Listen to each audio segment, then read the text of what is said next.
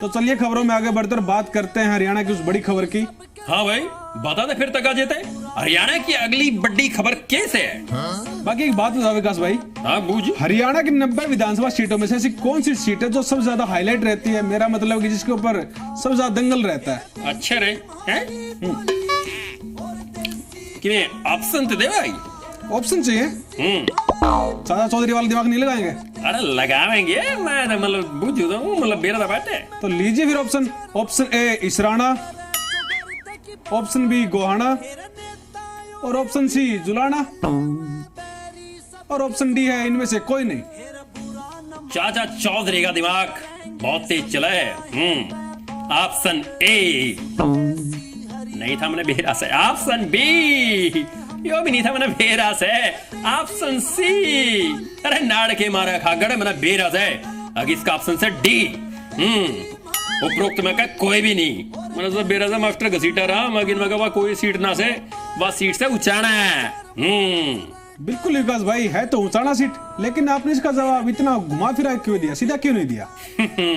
भाई जिसा सवाल उसा जवाब, तो ना घुमा फिरा का सवाल लग रहा था, मैंने भी घुमा फिरा का जवाब दे दिया है। बाकी एक बात बताऊं तो ना भाई, उचाने किसी सीट से हरियाणा की 90 विधानसभा में के 89 पे कोई रोड़ा नहीं इतना बड़ा।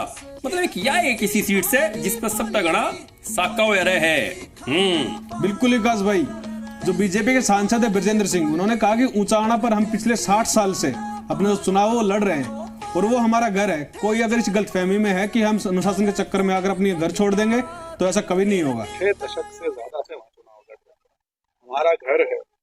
तो यदि कोई इस मुगालते में रहेगा कि हम किसी अनुशासन में बंद के अपना घर किसी को सौंप देंगे, तो घर तो भाई कोई नहीं सौंपता। देखिया भाई तेवर देख लिए।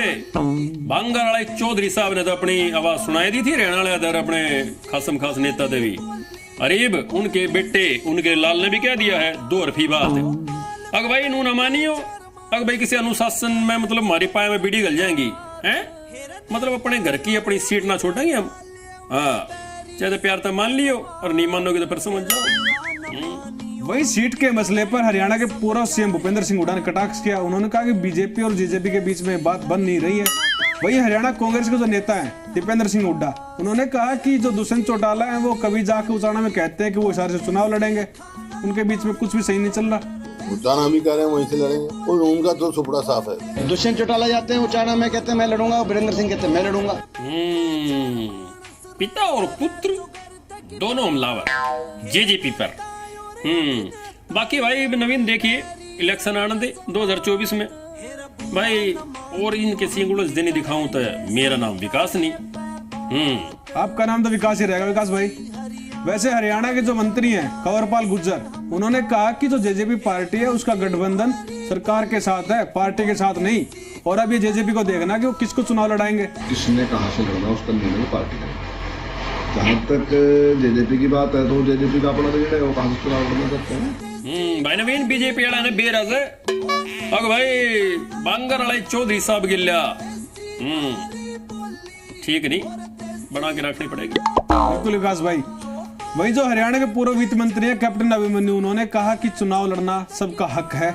सभी अपनी जगह बिल्कुल ठीक है, हर पार्टी का हक है चुनाव लड़ने का। भाई नवीन समझ के समझ को समझो, समझना भी एक समझ से, जो ना समझे इस समझ ने मेरी समझ में वो ना समझ से।